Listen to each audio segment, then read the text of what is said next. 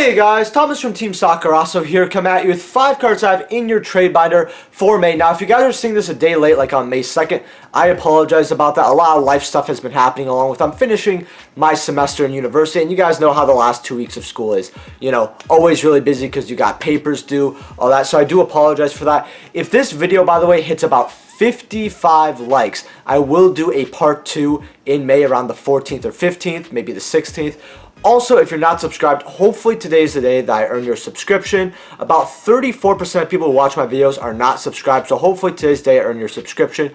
Also, if you're buying cards off TCG Player, like the 5 cards I'm mentioning here, please use my affiliate link down in the description below. It helps out the channel to no additional cost to you when you buy through TCG Player with that link, and again, to no additional cost to you. And just to help support the channel.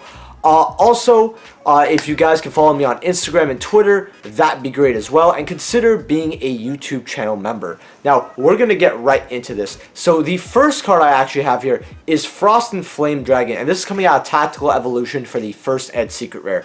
Now, the reason why I'm recommending you guys get a First Ed Near Mint or a First Ed Light Play is for 2 reasons. Now, the first one is Tactical Evolution Secret Rares have been getting a lot more traction recently. A lot of buyouts with their secret rares, you know, from like the the reptilian support coming out in Ancient Guardians to stuff like the blowback fish, I believe it's called, and even cards like Cyber Dark Impact, which it did not come out in Cyber Dark Impact, by the way. You see the card right over here.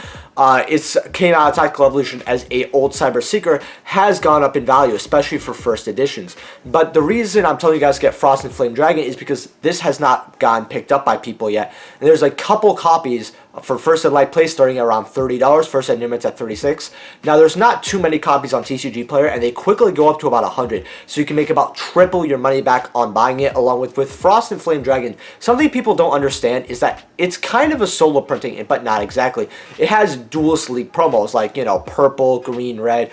If you guys don't know what Duelist League promos were, they happened a long time ago where you could get certain cards and their font, you know, for the title of the card would be a different color, right? Now, yes, it has some of these printings, but the only real holographic of this is Tactical Evolution, and it's the only actual printing along with the original, so I would get first ed copies while you can. But if you guys are just wondering what the card does, basically you banish a fire monster and 2 waters from the graveyard, or 1 fire and 2 waters, and then you could you special summon it, and you could discard a card to destroy a monster on the field. So it's not that bad of a card, but it was kind of something for Konami to play around with, because they see stuff like Chaos Sorcerer, BLS, and a lot of stuff with Light and Dark where you banish from the graveyard to special summon a big monster, essentially. And they wanted to try it out kind of with other monsters, but it didn't really work, or different archetypes, and it didn't really work out too well. At least that's what I like to think. Now, the second card I have here, some people actually might call this cheating, because it's 5 cards out of your trade binder, not, 7 cards out of your trade binder, although I put 6 sometimes.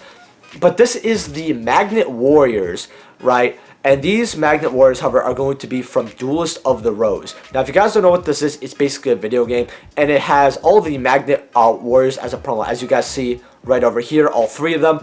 The reason why I'm telling you guys to get these, and you guys could get these for about $5, $6, up to like $7, $8, is because they're very old promos and they're very collectible cards. Now, there's a lot of moderately played, aka half slobbered on and worse, as someone likes to say, toilet paper copies or run over is probably my favorite expression, that collectors don't want, right? They want their cards in good condition, right? Especially because game promos nowadays are actually getting more PSA'd. So having a collection of this might actually be something collectors might be looking into in the future, to PSA a couple copies of this card. So I personally would get 1 of each, maybe even a playset of each. Although that is quite a bit of money, I definitely think this is going to age like fine wine, because it's an old game promo. Every old school collector, especially of the original Yu-Gi-Oh, likes the classic Magnet Warriors and what they were used for. So I would personally grab at least 1 copy of each if you guys can. Now, the third card that I have for 5 cards out of your trade binder is actually Ultimate Rare Blue Eyes. And you guys might be wondering, why should I get this? Why now? It's from a structure deck. You know, they're really expensive. Why should I? Well, first ed light plays are starting at about $24, $25. However, they quickly go up to about $40, $45. So you guys can get those copies in order to make bank. But the biggest thing, and this I don't really understand this disparity, is that the difference between first ed near mint and first ed light play is absolutely staggering on TCG Player, because first ed near mint start at around $240. So would you rather have a couple first ed light plays for at like 25 each? You know, let's say about 10 copies, roughly 9 to 10 copies, or would you rather have one first ed near mint? Personally, I would rather have those light plays because I have my value scattered.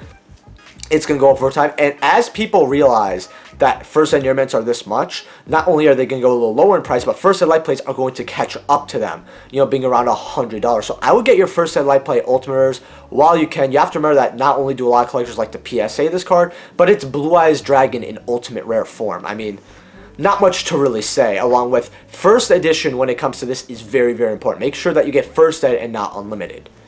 Now, the fourth card I have here is actually Garden Rose Maiden. This is coming out of Legendary Collection 2 for the Secret Rare. Although, if you want to get the Ultra Rare as well, this is not too bad, but I will be focusing on the Secret Rare. Now, the reason why I'm telling you guys this is because Legendary Collection 2 was the best Legendary Collection that we have gotten, in my opinion, so far. A lot of the promos, including Garden Rose Maiden as a Secret Rare, were cards that desperately need a reprint and have seen meta play, right? You know, in Rockets, in order to get, you know, Black Rose Garden. I believe it's called Black Rose Garden. Yeah, Black Garden, my fault. Point is this card can easily go up in value, especially because we're looking at Lightning Overdrive as our next core set. If you guys don't know about Lightning Overdrive, we are getting an insane amount of plant support, along with some new Black Rose support as well. So I would make sure you have this card while you can, because it's not only a staple in that deck, but could be a staple in other plant decks as well, along with Dragon Link did play around with it for a little bit. Along with one other deck that was meta for a little while as well. Getting Secret Rare copies at about $5 is definitely, you know, profitable, especially because Legendary Collection 2 Secret Rares, after, you know, they came as an abundance on the market, you know, like, I believe they had a rail cannon, some type of Train XYZ that was about $4 or $5. I believe it's called like Juggernaut. It went up to about $7, $8. Bingo Machine Go was about $6 card, now going up to about $9. People are looking at these secrets, especially these sealed versions, and they're grabbing them to hold on to them because Legendary Collection Season 2 was that big of a hit. The sealed product's going up, and when the sealed product goes up, the cards inside the product go up. I would get these around $5, $5.50 before they skyrocket to about $8 to $10 as fast as you can. Now, the last and final card, and if you made it this far in the video, I just want to say I really do appreciate it. If you guys can smash that like button, again, 55 likes, I will do a part 2 later on in May. And subscribe. And remember, if you're buying these cards off TCG Player or anything off TCG Player, use my affiliate link down in the description below. Helps out the channel to no additional cost due. And remember to follow my Instagram. I post what I pick, my collections I pick up, cool cards I grab. So make sure you're following that in the description below. And the last card that we have here is actually another game promo. And this is actually Sinister Serpent from Stairway to the Destined Duel. Now, near mints are starting at $8, and you guys are probably wondering why you should grab this card. Well, the first reason is the other game promo, which is the GBA 2004 World Championship. Those for about near mint are around $180 on TCG Player, although you could probably find them in other places for anywhere from $150 to about $200. The reason why I'm telling you guys to get this other version, though, is because I believe this version is going to be the next version that's bought out, especially because Sinister Serpent is used in GOAT format, a very famous format. A lot more people are playing older formats now, but GOAT format was always that format that people always loved playing. Players would never let that format go. I believe that players grip it to that format the strongest out of all other formats, and I think that history and prices have actually shown this. Now, I think that this card, since it doesn't have as many printings, you know, only 8 printings, but you have to remember how old this card is. That's not that much, along with high rarity printings, not that much. And then you look at game promos.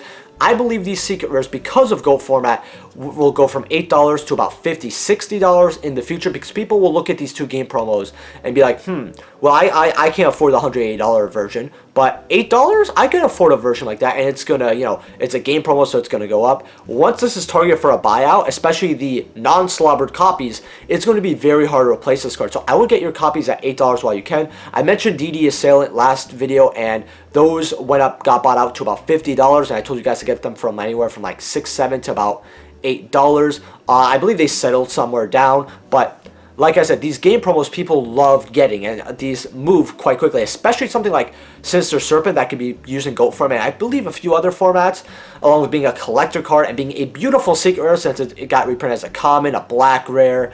You know, people would rather have the holographic versions than those versions. So make sure to grab your copies. I personally, because it's an $8 card, I would grab a playset, 1 for yourself, and then 2 to sell off in the future, because I really do think this card's worth investing into. So if you got this far in the video, I just want to say I do appreciate it. Remember, 55 likes, I will do a part 2 in May.